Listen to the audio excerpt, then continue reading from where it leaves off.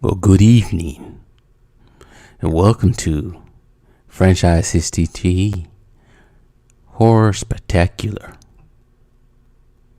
Alright, this is too dry. What up, everyone? It's about that time. It's October, starting to get cold in some places. Well, maybe except for here. Actually, when I got home, it looked like a Roland Emmerich movie out there, like the mix between Independence Day and Day After Tomorrow out there. But it ain't cold here yet where I'm at. It's still 80 degrees, but that's all good. I'd rather take 80 degrees in the fall than 40.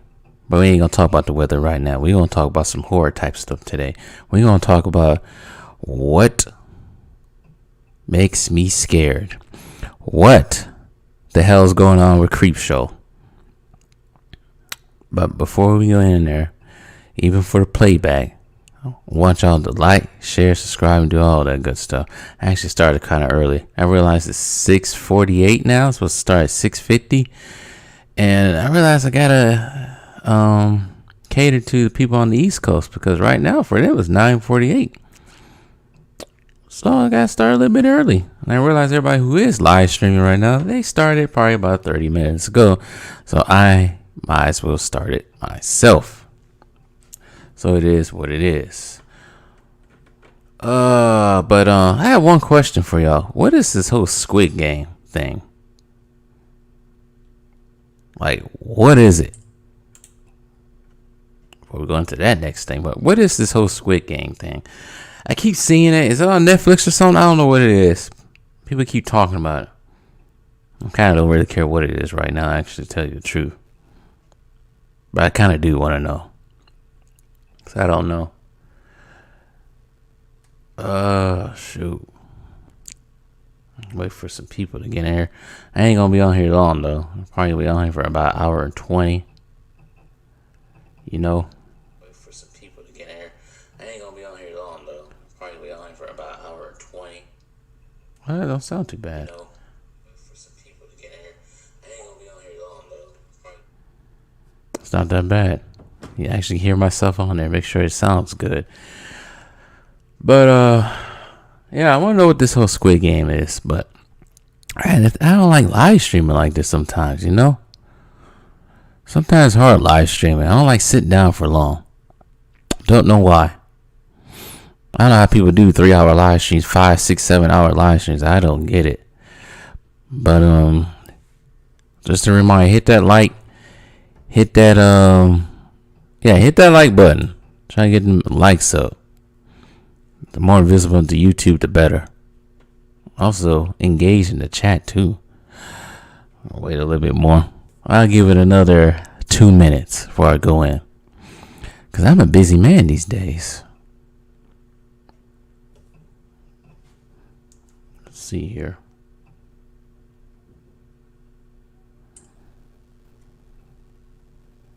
Oh, these damn subscribers. Those subscribers get in here.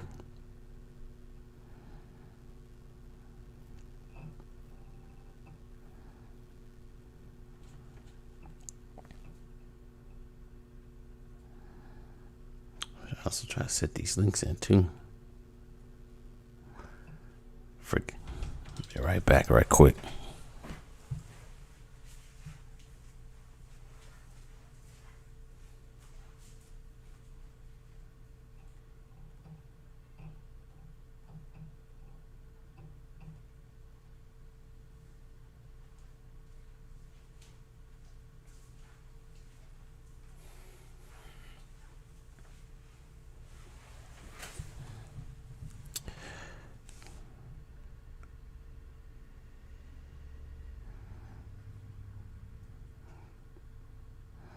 I need some music. It's kind of boring in here. I need some music. I'm trying to get crafty with this whole YouTube thing. I haven't got crafty with it yet. Especially when it comes to live streaming, like I said. I don't live stream much, mainly because I don't like sitting down that much. Mainly because I ain't crafty enough. It's just what it is. Can you all see this? What the freak?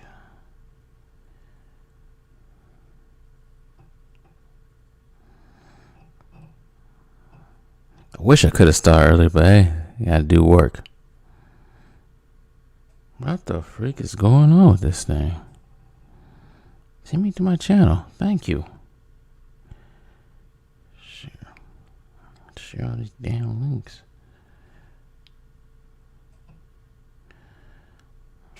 Watching Bucks preseason game.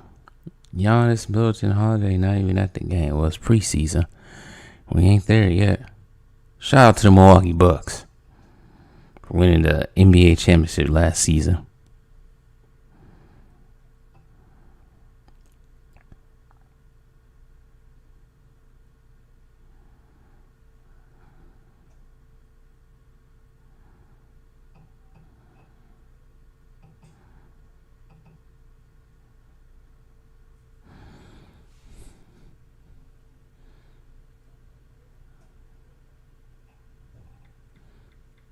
All right, we're about to begin. I say begin. So for this channel, for this month, I will be, well, not all of it will be horror, but most of it will be horror. Probably have a couple of videos, not a day. A couple of videos a week out of the, 4 weeks in a month, all the way up until October 31st. Of course, I'll be live streaming again with different topics, and today is just mainly just the intro and how it relates to me liking horror films and all that scary stuff, because I was never ever into horror films like that. As a child, you either had the Disney films or you had those just legendary films like Jaws, stuff like that you just catch on AMC or TCM. Is it TCM? Turner Classic? Yeah, that makes sense. TCM, that type of stuff. Just the classics. I think around like probably mid 2000s. I know what it was. I don't know why I'm even tripping like that. I think what really got me into horror films was actually Universal Classic Monsters. But I think it was The Mummy, 2001. Can't beat Brendan Fraser's The Mummy. I think that's what started it. And I've kind of realized that horror films or scary films, whatever you want to call them, are not really all that bad. But there was 3 films that got to me. We're going to talk about those later. Keep you on the suspense. But it just kind of stuck with me probably from the time I was 11 up until now. What you see on the screen, I probably didn't watch those movies until I got older. I don't know why. But there was one movie on this screen that got to me the worst. But like I said, we're going to talk about that later. Let's see here.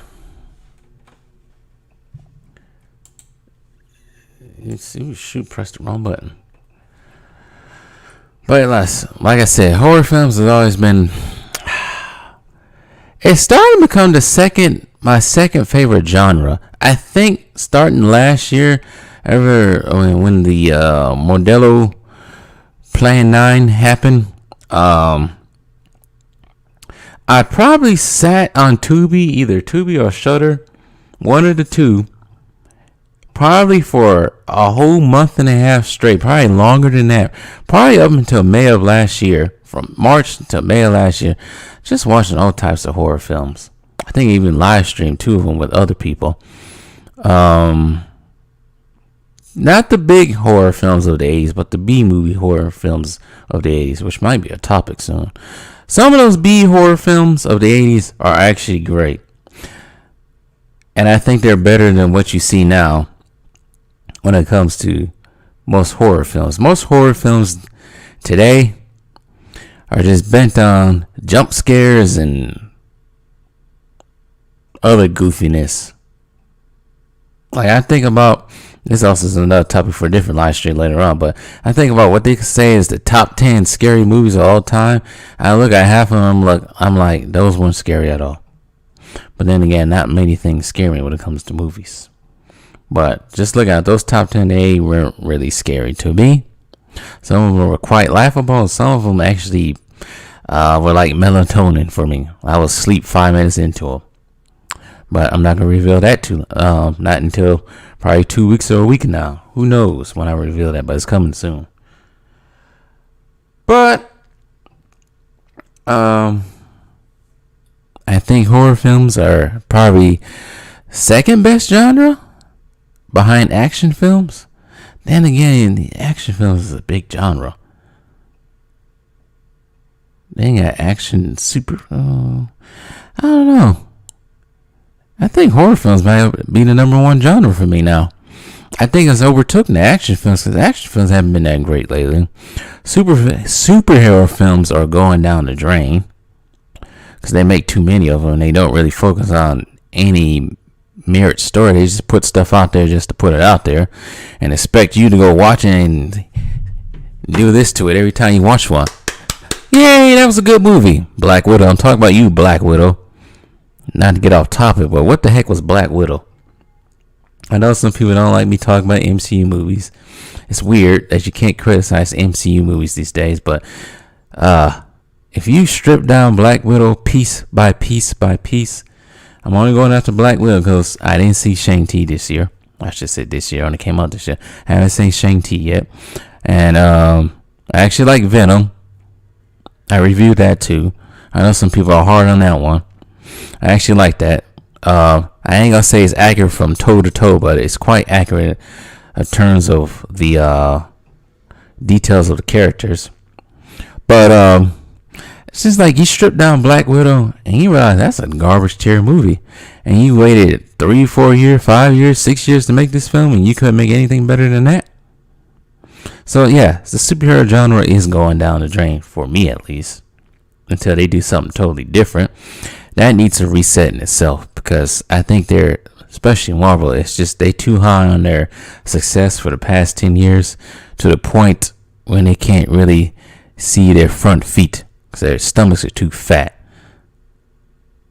That's a good analogy right there. But yeah, I'm predicting horror films might be the next best genre, but then again, it has to be good horror films.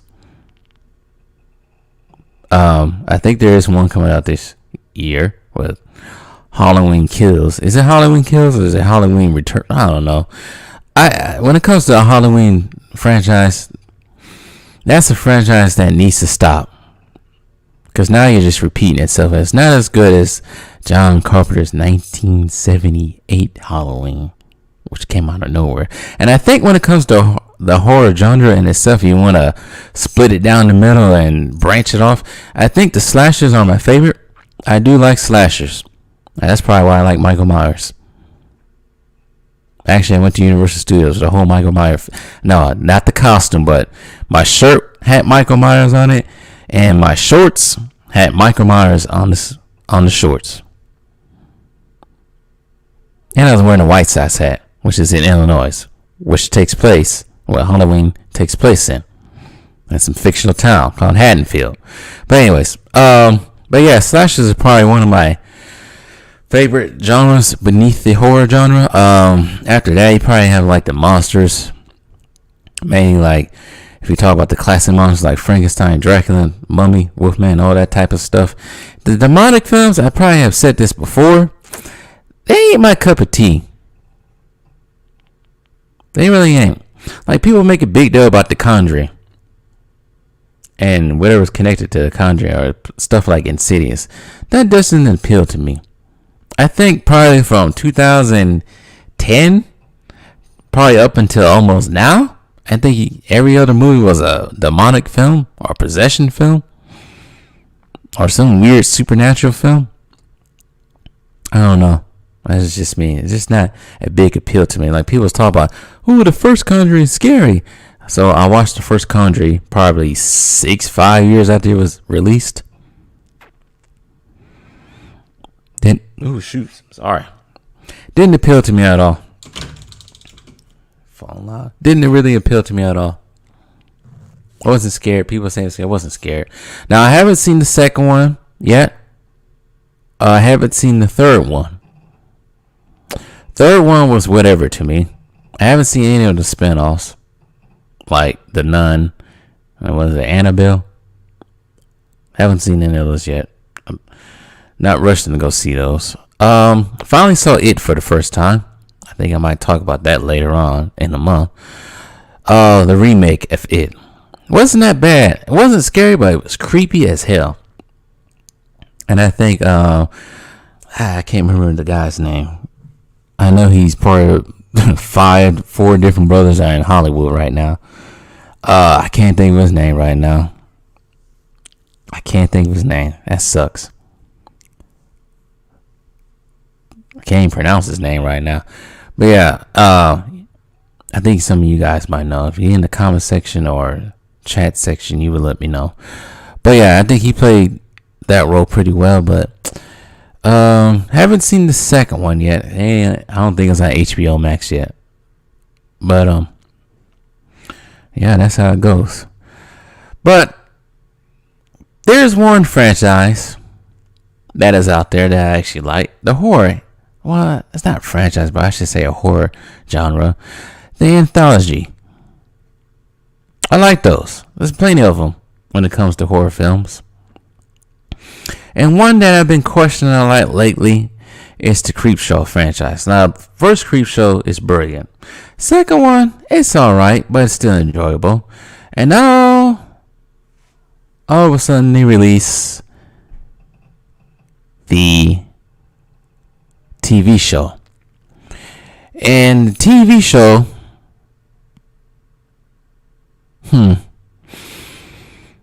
tell you the truth, I don't remember season 1 like that. I know season 1 had like Kid Cudi, had stars. That's when I realized the show actually could be good, because they started bringing in like stars out of nowhere. Like at some point, I didn't realize it was Kid Cudi and that werewolf one. Anybody who's watched Creepshow, the TV series, let me know.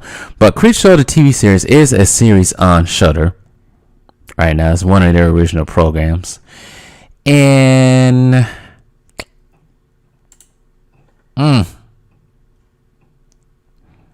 put it up on the screen. Show. I don't want to go on the screen right now. Oh, that's sorry. It does not want to go on the screen. Oh, I gotta add it onto there. That's weird. That was from my Terminator days. Let me put it up on the screen right quick, so know what we're talking about. It's probably gonna be too blurred out. That's weird. I had to do that actually. Oh, that's good. But Creepshow, yeah, we talked about Creepshow.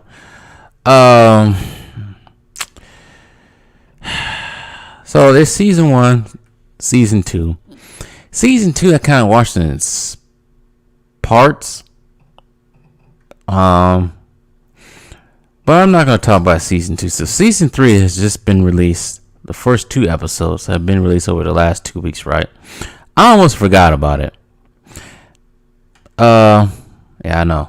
I almost forgot about it, but I remembered. And I just happened to watch the first episode on Saturday night just to see what it looked like. And I don't know about it anymore.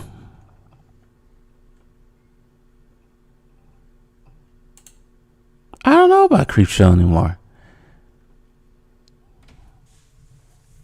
I don't know about it. I'm very confused about it. Well, let me take it in. So, little spoiler alert. So the first episode, I think there's 2. Maybe was it 2? Maybe it was always 2 stories in one episode. So there's 2 stories in one episode, right? The first one is like dealing with some. I think it's this teenage. He could be a teenage boy. His mom's a flying hippie, and his dad is a terrorist, so to speak. I'm trying to clear this up without YouTube getting all angry, but I'm gonna try to clear this up. Basically, he's a terrorist. That's the words described. They live in the backwoods somewhere. But the son is like one of them innocent boys, mama's boy almost. But I think what I can interpret from this family, that the father may be an abuser of the mother. The mother may be some sort of junkie that needs the drugs because she's getting abused by her husband. So the mom and son, they try to flee, while the dad is actually trying to go on one of his, let's just say, hunting sprees or something. We'll just say that for now, just to make it safer for YouTube, apparently. And also, the mom has this garden that the son likes to actually take care of. I don't know. Son likes to take, basically the son's the mama's boy. And so the mom and son try to escape, and they don't get far because the dad comes back with his hunting buddy. And I don't know who this chick is. She's important to the whole entire episode, but I don't know who this chick was supposed to be. Let me look up it up right quick. I don't know who this chick was supposed to be actually to this family. She was seemed like she was just there, but very fine though. But I don't know what she was supposed to do. But she was somehow related to the mom. I think it could have been the mom's sister, younger sister, way younger sister, because she don't look that much older than the son. But the dad and his hunting buddy end up taking his wife, or the mother of the son, or mother of the son, basically end up taking the mother somewhere to go take her to rehab, with quotations around that rehab. And they leave wherever this woman is to the family, either the aunt to the boy or whatever. They leave her with him to take care of him. And the two get to talking and bonding and all this stuff. Meanwhile, the dad and his hunting buddy are dragging a body and trying to hide the body, which is actually the mom. So, the son is in disarray right now. Like I say, he's a mama's boy. He really loves his mom more than that daddy is. And that daddy is a piece of work. And he wishing that his mom will come back. Hopefully come back soon. Because I don't think he really likes his dad. Like I said, his dad may be an abuser, terrorist. Whatever he could be. And I'm trying to remember what else happened in this episode. Because it's probably the better episode better story out of the 4 stories so far that have showed up. Let me look up right now. Because I'm forgetting some details. I don't want to forget any details right now.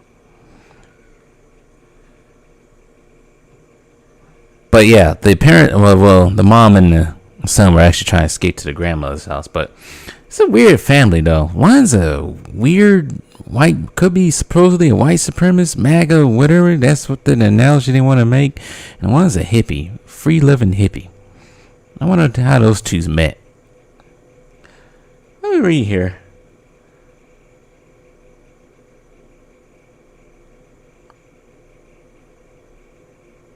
Of course, they call him right wing. So the girl that's supposed to be taking care of the boy name is Jack, just to let you know, and the girl's name is Beth. I guess it's the dad's secret lover. So he has a side chick and a wife. Let's just say the side chick looks better than the wife. Usually it's the other way around. Alright, I'm done. I said too much. But usually it's the other way around when it comes to this stuff. So meanwhile, the dad, which his name is Hank, is trying to come up with his next scheme and everything, along with Beth and his hunting buddy. I don't even know what his hunting buddy name is. And so I guess they buried the wife in the garden. Son plants some seeds. Son starts bleeding out of nowhere because he touched the seeds. And actually cuts his hand on the thorns from these seeds that actually bloom into a plant. And bleeds into the soil. And then the son discovers that there's strange flowers that bloom out of there. And they're like in the shape of skulls. So, very weird. And I'm basically the whole time trying to figure out who is going to catch the fade in this episode. Because that's one of the things when you watch Creepshow and any of these anthology horror films like this. You always try to figure out who is going to catch the fade. Is it going to be the boy? Is it going to be the redneck right-wing MAGA lover? Is it going to be, well, it can't be the wife because she already caught the fade. Or is it going to be the right-wing hugger, gun-tooting father's friend? Or is it going to be Beth?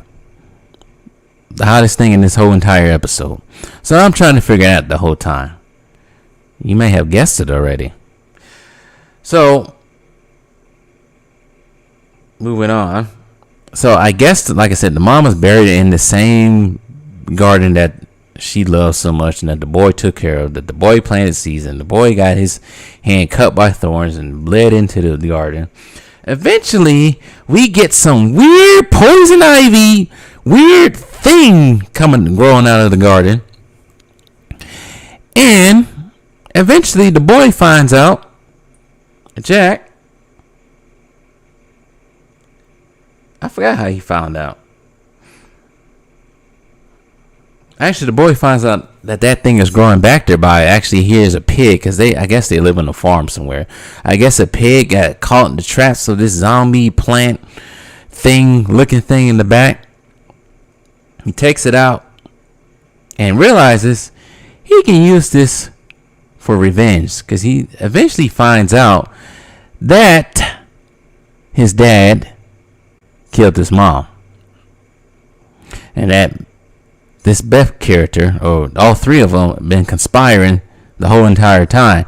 So he tricks him into the garden, whacks him across the head, and then eventually this zombie thing takes them or eats them or whatever underground. It's weird. Yeah, he's been devoured by the zombie mom plant thing. And then eventually the boy, Jack, takes his father's truck and drives to his grandma's house. And that's how that's how that story ends. It's pretty weird. That one's not that bad. But the next one, I know I knew what they was trying to do, but the execution was so bad. And I also think, let me get into that later, after I get done with this review. So, the second story of the first episode of Creepshow. It's three people, teenagers, maybe freshmen in high school, because they can drive. Still living at the parents' house, living at the mom's house. It's two girls, one boy, and they're talking about probably the equivalent to Beyonce in this storyline. Some singer that's probably the equivalent to Beyonce or Cardi B or whatever. Yeah, we gotta get that in there. We gotta get that type of story in here. I don't understand why a boy's hanging up. I ain't gonna say anything. I ain't gonna say it. Anyways, I'm not even gonna go down that road. Why?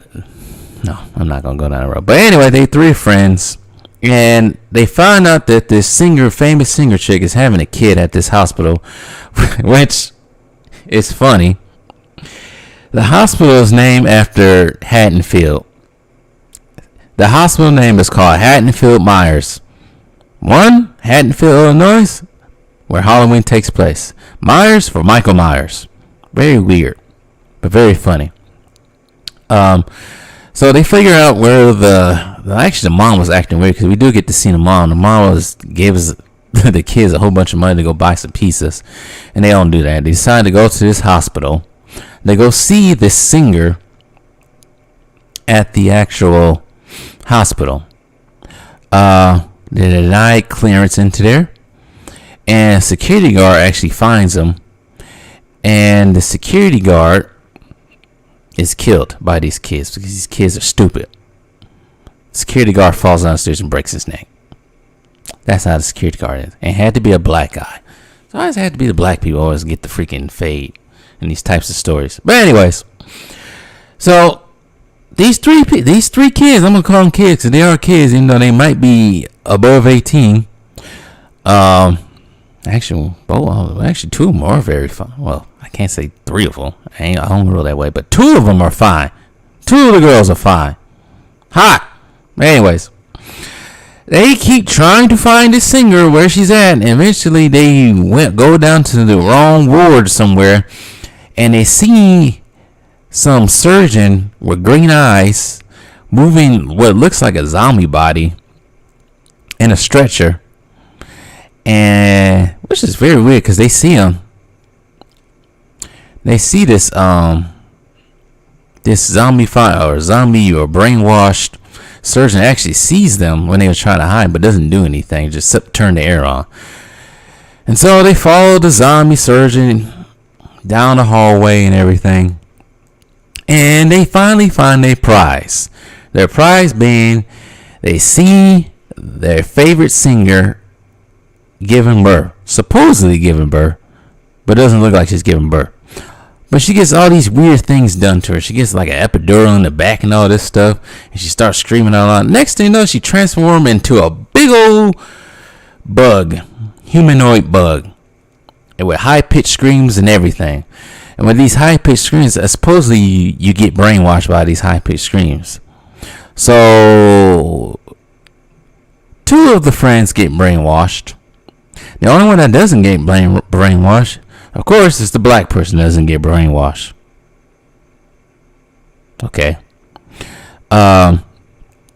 So the dude, the very effeminate dude, he gets brainwashed, follows the bending of this singer that turned into an insect, and then he ends up getting the fade. Badly. The 2 girls escape, and they're chased by the zombified or brainwashed surgeons. They have a battle, and it doesn't work out too well for the 2 girls because one of them actually didn't break out of the brainwash. She is so connected to this singer that she's willing to give her friend up for food. What I mean for food, willing to give the friend up to this insect singer now for food. I still didn't say that right.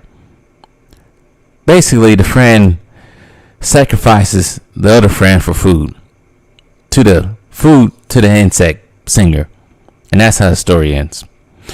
I'm guessing the whole point of that whole story is to, I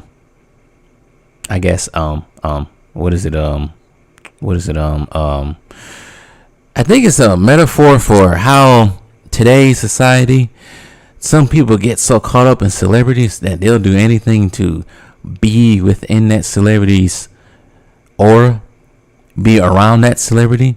And we see it a lot with, well, any celebrity, but we see it a lot with the rap industry, how some of these, let's say for a better word, these harlots to be around these rappers all the time and try to, find a way to, And it's the same thing with some of these singers too, these R&B singers or just anybody in music. How people become so brainwashed or so dedicated to somebody they don't even know, who really don't care about them like that. I think that was the analogy that I was trying to make, but it just came off as cheesy. And I think the execution was a little bit off for me. That's just me. Compared to if you watch Creepshow, the movie, or even the sequel.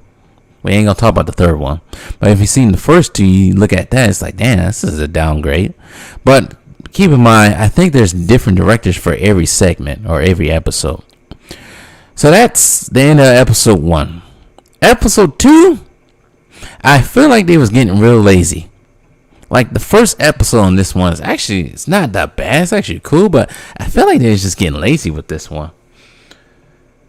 So episode 1 of season 2, not episode 1, but the story of episode 2 is dealing with, and this is probably the most annoying part about it. So it's dealing with, I guess, this guy and his girlfriend own like a prop museum somewhere off Hollywood Boulevard. They keep showing different parts of Hollywood. I don't know where it's supposed to be at in Hollywood, but they own a prop museum in Hollywood that has all the supposedly original props to all, not just horror films, but every type of movie out there. So they had Freddy Krueger's claws, Texas Chainsaw, the actual chainsaws, that sort of thing. Different types of props. And the girlfriend is like really obnoxious. It's like she's really loyal to the boyfriend, which owns the store, which is like, I guess he's got money from his daddy. His dad was the same thing, owned props and all this stuff. Bought them off auction, put them in his store and everything. That's how he got the store, I guess. But the girlfriend to this guy, she's like really obnoxious. It's like her acting is terrible. And so, eventually, the build up to the story is it's this random old guy that comes in right before they actually close. Because I don't think the prop museum actually opened up for, I think it's like a soft opening they're going through. And I think the official opening was supposed to be the next day. So, we get this old guy with a ponytail. He comes in with his binder or whatever. And he's like looking around, observing everything, basically saying this is fake, that's fake, this ain't real, the real one's dead. I mean, not the real one's dead, the real one is gone, the real one is with this guy. That sort of thing. Just putting a freaking monkey wrench in their whole game. And the girlfriend's getting real upset at this guy. And then the boyfriend eventually finds out that this guy is here and everything. And we're revealed a big old, I don't want to call it a monologue, but a big old like display of like skeletons.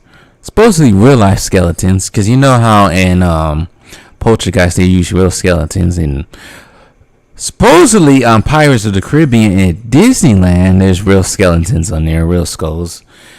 And the guy that owns it, the prop guy that owns the whole place, is saying that all these skeletons were donated from science and all this stuff, and the original props, original skeletons.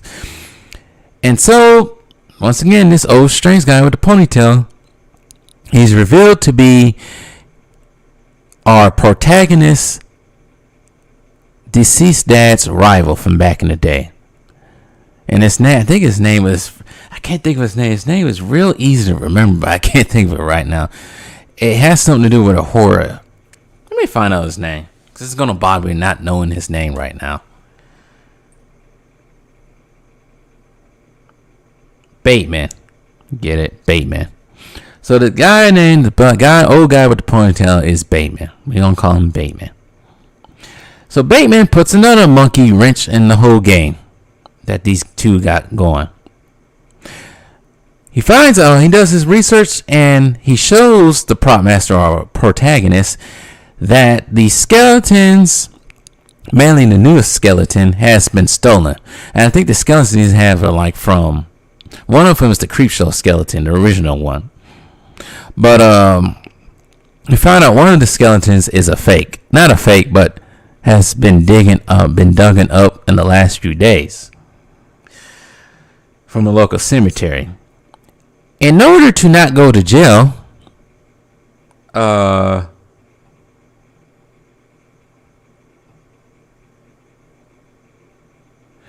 this Bateman guy has to take one of the skeletons, basically blackmails our protagonist blackmails him into giving him one of the skeletons, and also Rosa Klemp's shoe with the knife in it from Russia with Love.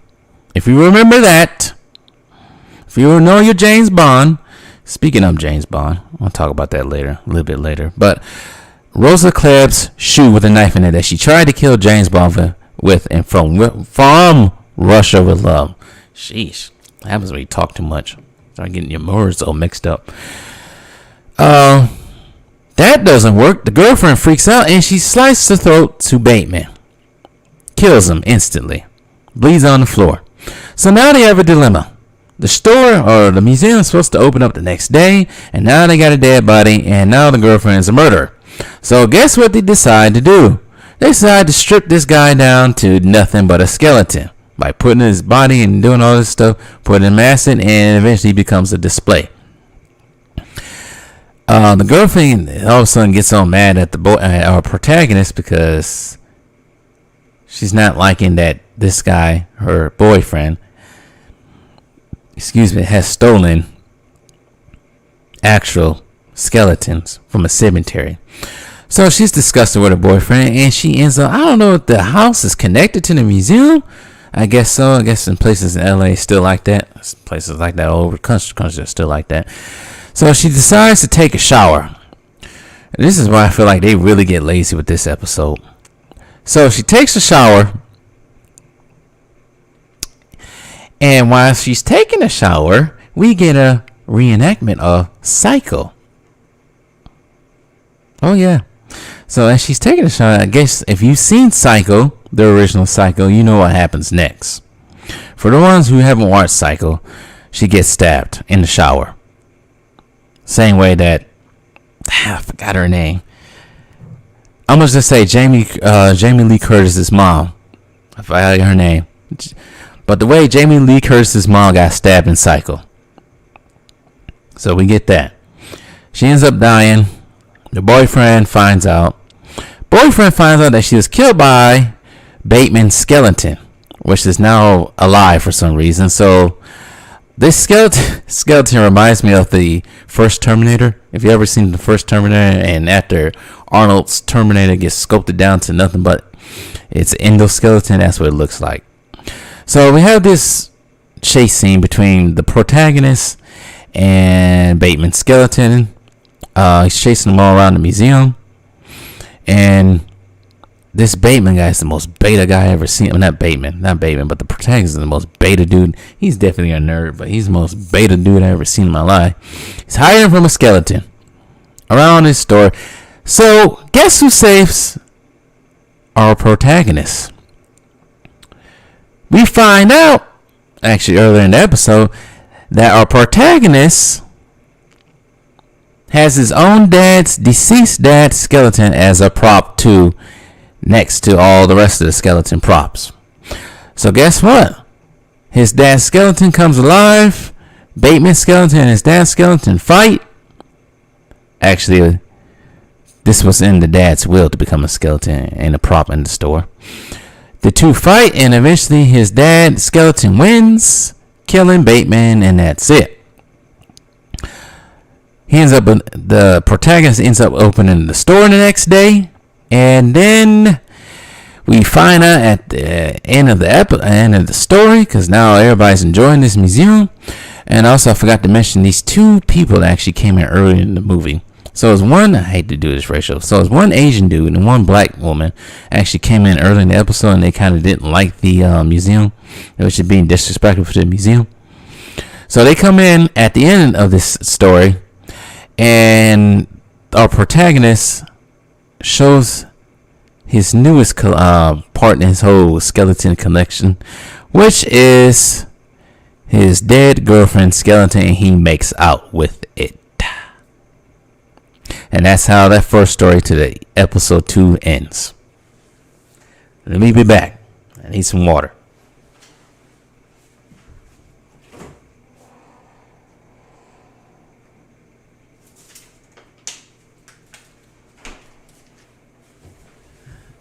That's how it ends, people. The episode has a lot of, Easter eggs, a lot of references to better horror stories, better movies. Like you see Freddy Krueger's claws and all that. You get to see all that. That story's not as bad as the first. That first episode didn't do me the way I wanted to. But the next episode, not the next episode, but the second story to the second episode of the show, it's not that bad. But it features, for anybody that knows who this is. Let me see if I can pull them up somewhere. Let me see right here. Anybody remember King Bot or Bat from the Vine days? Yes, he has a story in this episode, along with, I don't know if you guys ever saw VHS, the anthology horror films.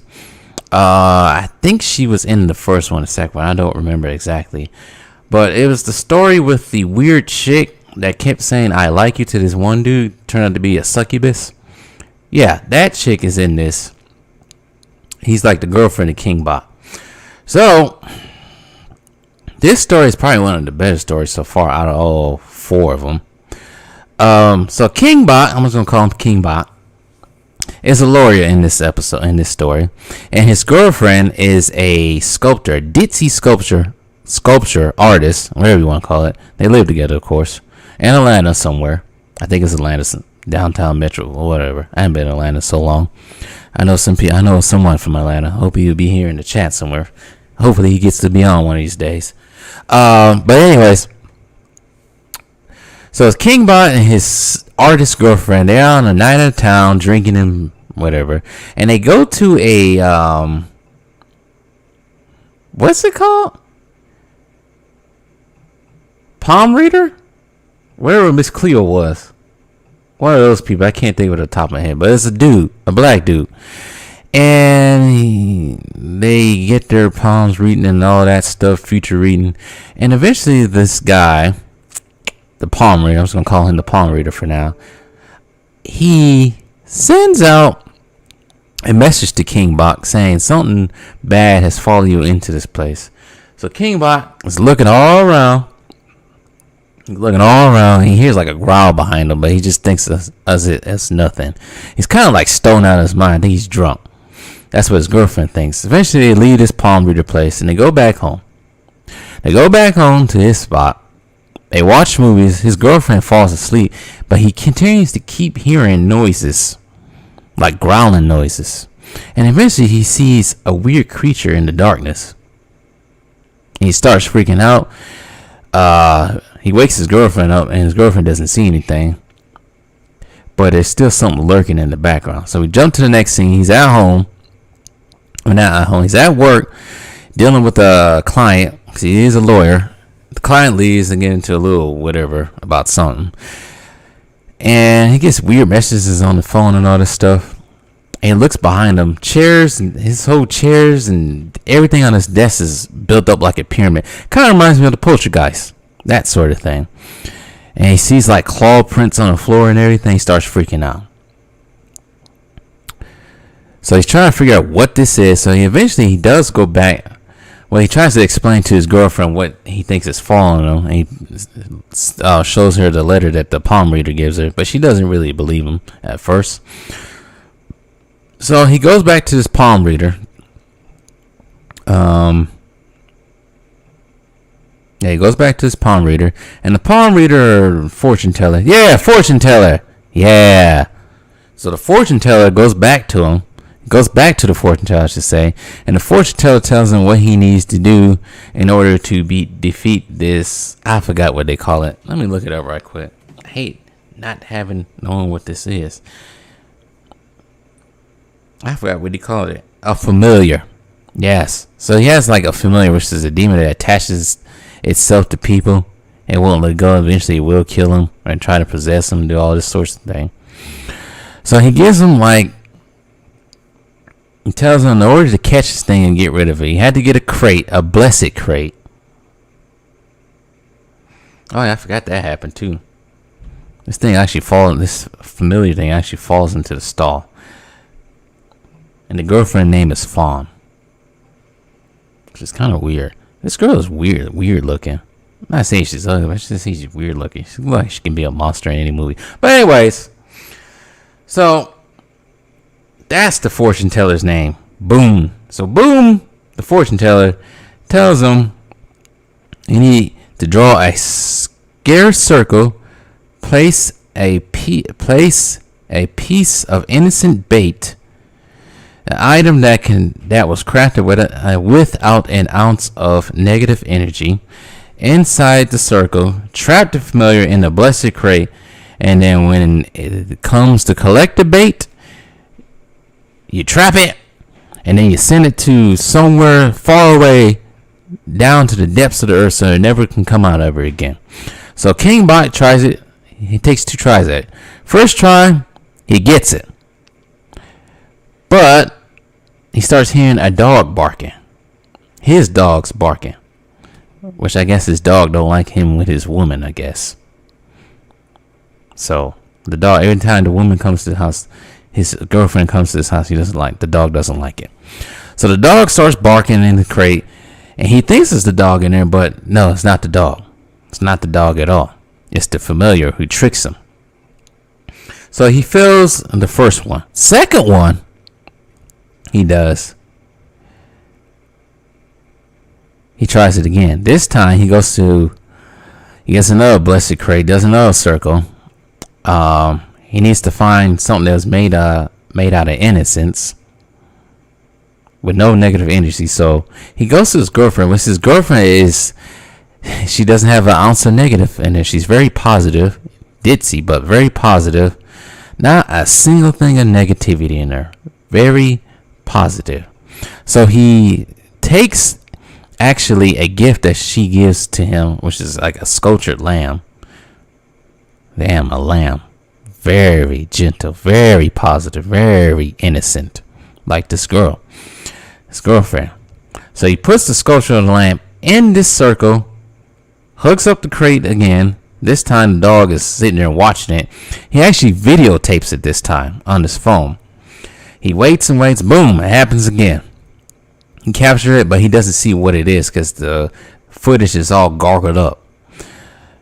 So as he attempts to take the crate from the trap into his truck, he hears his girlfriend underneath it.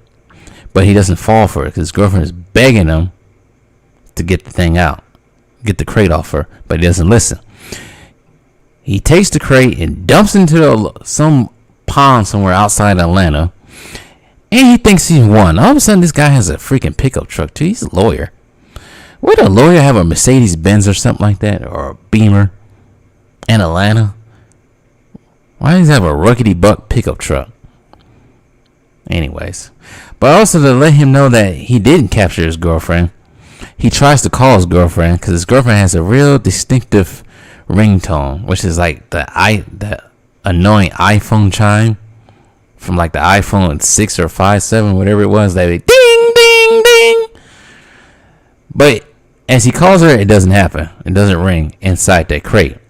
So he figured, yeah, this is the familiar. So yeah, he dumps into a pond. And then he thinks he's won, so he goes back into apartment, and boom! Guess what? At his apartment or humble abode, whatever it is, it's his dead girlfriend, waterlogged with the familiar standing behind her.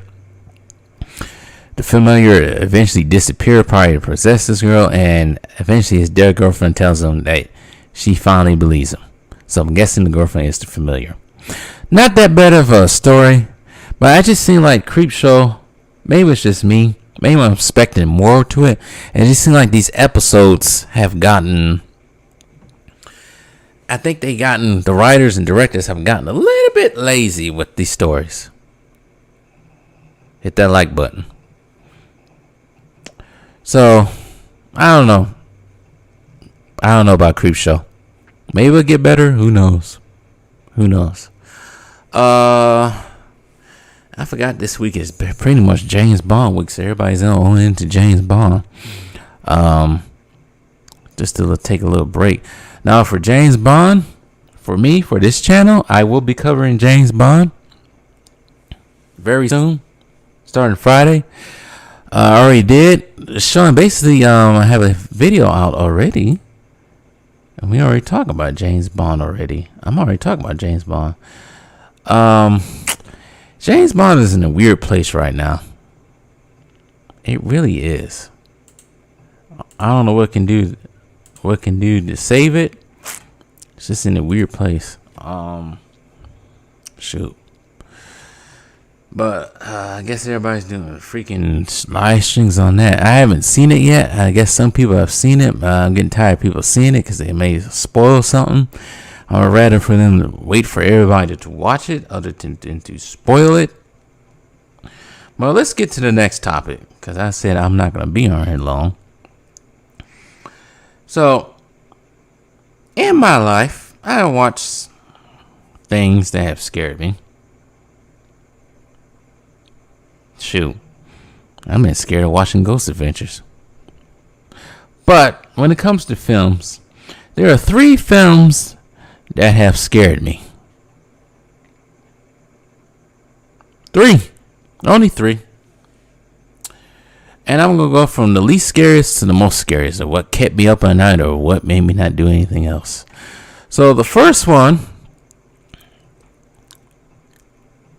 is... Let's get up on the screen right here. Why do I have to do that? Let's get up on the screen. Add an overlay or something.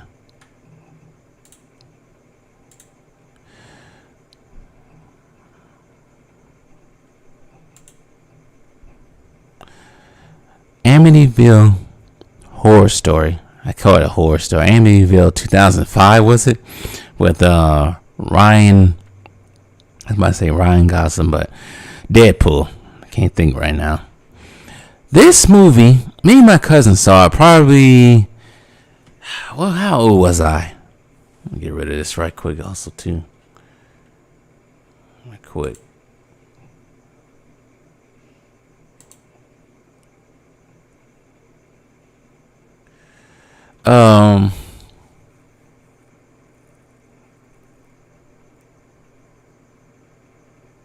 Shoot, I forgot what year that was. Could have been like 09 or something, 08, 09.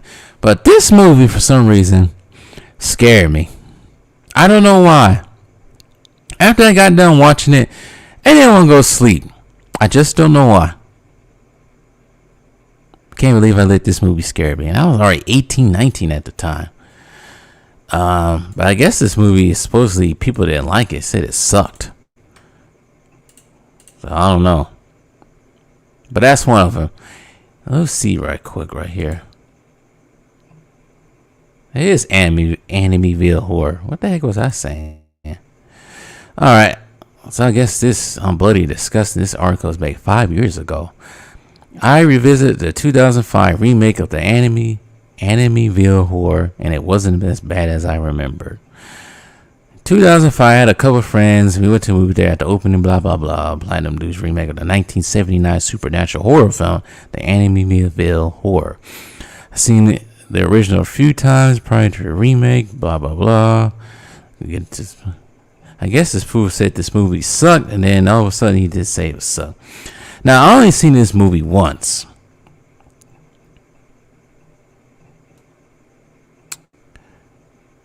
I guess what made the movie for him better was he didn't know the backstory. He didn't know the backstory. I guess that's what he said. Ryan Reynolds plays George pretty damn well. Seeing Ryan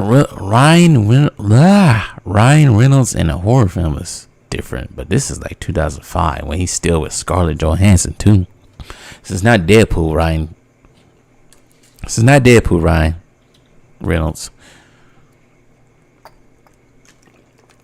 But the thing is, I don't even remember this movie though. I remember it scared the hell out of me because I would not want to go to sleep. But it wasn't. Mine was just my ghost and weird jump scares. It's weird. But the next movie that scared me was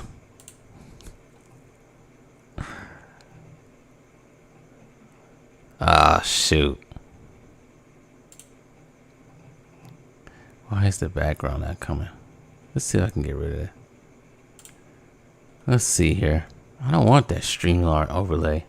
I'm still getting crafty about this.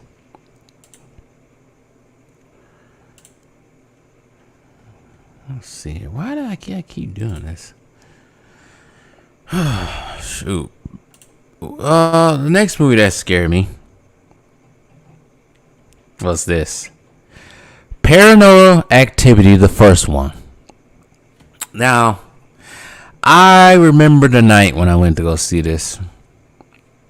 Saw it with 3 friends. Was it 3 or 2? 2 friends. The first night it came out. Wasn't knowing what to expect. The thing that made me scared of this movie was the thumping by the demon. Like the demon just going like doing that, just making all kinds of random noise. So for my 19-year-old self, I don't know why I was scared of this. My 19-year-old self was actually scared of this to death.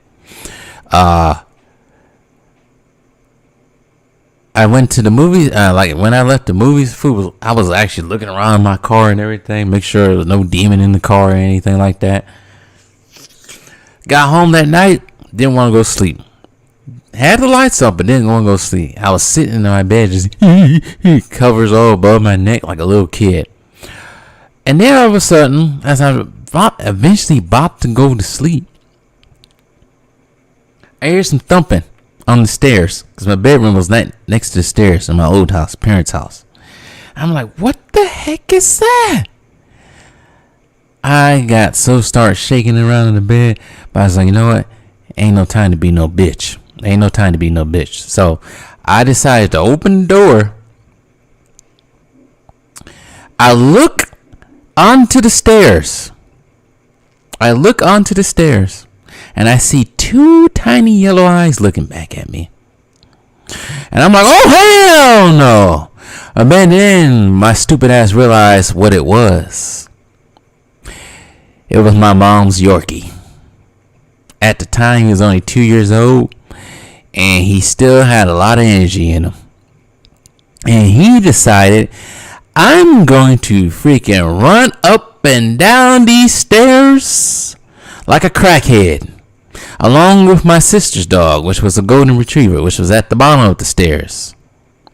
I'm like, what the hell's going on with these damn dogs? Why are they playing tricks on my mind like this? And once I realized it was dogs, I rushed back to bed. But it wasn't over yet. Probably about an hour later, I'm sound asleep, I hear the noise again. I look down to the stairs again. It wasn't my dogs. No, it wasn't the dogs. Dogs went to sleep by this time. It was like 3 o'clock in the morning. I don't understand why I was even asleep 3 o'clock in the morning on a Friday night. I should have been up watching TV. That is weird. Why was I asleep that early that night? But anyways, it wasn't my dogs this time. It was my cousin. He tripped down the stairs sleepwalking and almost hit his face on the wall. Yeah, he almost hit his face on the wall trying to sleepwalk down the stairs. He had some sleepwalking issues back there. And then I realized, why am I scared of freaking movies like this? And then eventually I go back to sleep and the next day, everything's perfect. So that's the second movie that scared me. It's most of these movies are when I'm older. Now, the first one actually, it makes sense for me to be scared at this age. I was 5. But before we get into the first one, hurry up and wrap this up real quick. There's honorable mentions. I think there's only one honorable mention. Maybe 2. And I'm afraid to say what the 2 are because now the 2 I watch more than anything whenever I get bored. And they're not even horror films. Well, maybe they should be classified as horror films. I think not too long ago, these 2 had a discussion about it. Well, these 2 were in discussions about, this whole franchise was in discussions about, is it a horror franchise or is it just the action adventure franchise? Jurassic Park 2, Lost World, and Jurassic Park 3. Mainly Jurassic Park 3, not so much 2. I think Jurassic Park 3 came out 20 years ago, a couple of months ago. Still 11 years old. For some reason, I did not go to sleep that night after watching that movie. I saw it in the theaters the first night. Late night showing. Man. Talking about being paranoid as hell, thinking you're going to get a velociraptor going to come out of nowhere. Irrational. Very irrational. But I think at that point, that movie was probably one of the, I don't think it's one of the violent Jurassic Parks, most violent. I don't know, all of them pretty much tied, except for that Fallen Kingdom. That Fallen Kingdom is way below. I think that Lost World is still violent, but this one, Jurassic Park 3, was violent. To a point. I don't know why that scared me. But for the number one movie that scared me to death is another Universal movie.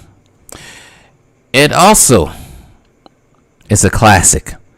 Well, I don't think any of these other two movies are classic. But this movie is a classic. It even has its old tagline. And it's the first blockbuster ever. Made by the same director who made the first two Jurassic Park. If you don't know who that is by now, you need to slap yourself. Jaws, people. Oh, man. Jaws. See, watching Jaws for the first time scarred me for about almost a year. And I made a video about this not too long ago. And,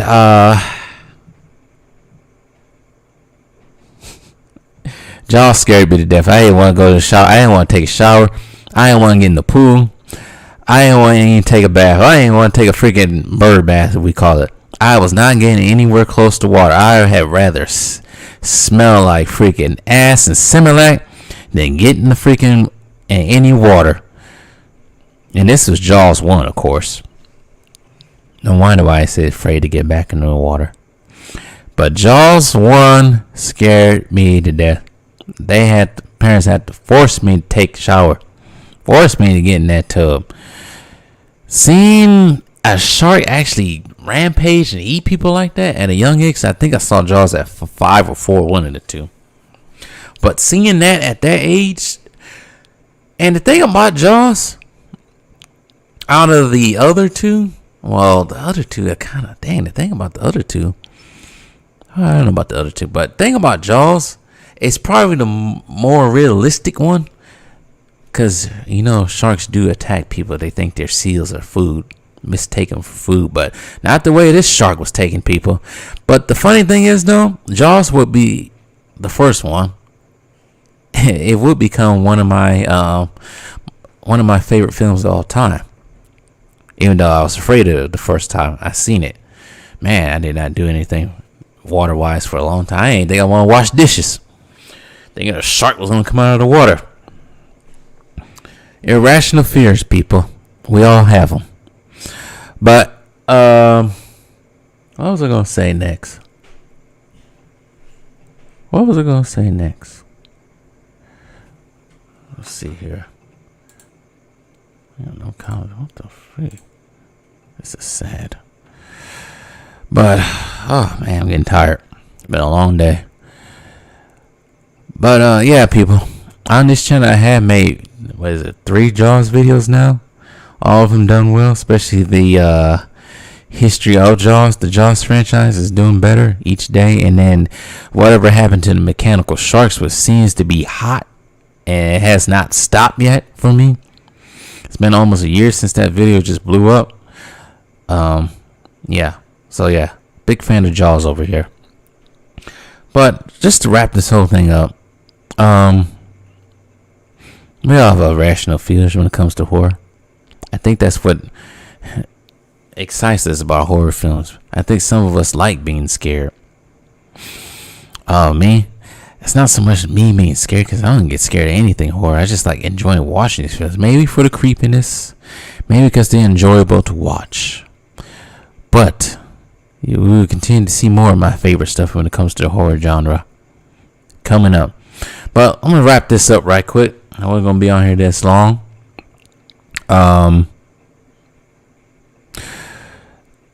For the future, outside of Horror Spectacular one, like I said, I will be doing James Bond. Just do some house cleaning real quick. I will be doing James Bond. I will be doing the review once I see the movie on Friday. I don't know when that review is gonna come out. I don't know if I'm even gonna live stream it. Tell you the truth. Hit that like button. I know everybody's, like I said, everybody's doing their Bond videos right now. From the way it looks, it don't look good, and that's quite sad. But it's also quite predictable the way the Bond franchise is going. That's a weird horror show right there in itself. But I will make a Bond. It will have a Bond review. I might have a special Bond video coming out on Thursday. But for Horror Spectacular Month, I will have another video. One of my favorite horror films of all time. Probably one of the least scary horror films of all time, but one of the best horror films of all time. I will be releasing the video review on that on Thursday. I will be live streaming more, but those are to be determined what the topics are. I like to keep people in suspense. But let's wrap this up. Seeing I don't got no comments. That sound got no comments. But it's all good. Probably be in there in the playback. But I thank you all for hearing me talk for about an hour and 10 minutes. That presents opening day. Now, I am on social media. I used to be on Facebook, but when it comes to me and social media, I don't know. I just don't like it anymore. But the one I use the most is Instagram. And my Instagram handle is franchise_TV. Look for that. Probably link it down below. Once again, thanks for watching this stream. It's been fun talking about horror. I wish I had somebody to talk it with, but it's all good. Shoot. Turn this around right quick. What the freak? We'll get rid of that. Oh well. Whatever. Don't matter. I'm about to get off here anyway. But yeah, it was fun talking about this. Hope to have more fun in the next 2 or 3 weeks with this whole thing. But before I leave, hit that like button. Hit that like. Trying to get bigger on YouTube. Can't get bigger. I don't have a little bit of help. Subscribe. Also, if you haven't done so already, like the stream. And I am out of here. Even share it too. Yeah, share that motherfucker too. But I am out of here. I need water. And I gotta go work out. So with all that being said, peace.